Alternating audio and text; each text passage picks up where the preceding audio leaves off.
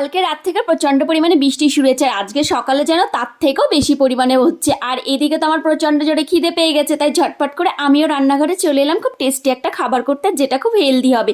এখানে 3টে ডিম ভেঙে নিয়েছি, পরিমাণ মতো নুন দিয়ে খুব ভালো করে ফেটিয়ে নিয়েছি। ফ্রাইং প্যানে তেল দিয়ে ফ্যাটানো ডিমটা দেখুন ধীরে ধীরে আমি দিয়ে দিচ্ছি।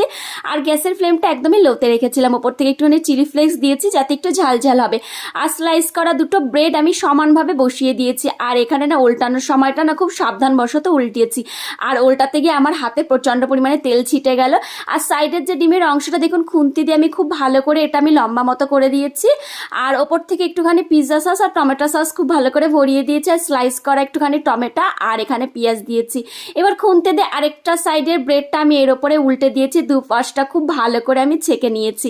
আর নামানোর পরে ব্যাস, খাবার কথা কি বলবো, অসাধারণ হয়েছে। আর বৃষ্টির মধ্যে খেতে দারুণ লাগছিল। আপনাদের কেমন লাগলো রেসিপিটা আমাকে জানাবেন, ভালো লাগলে একটা লাইক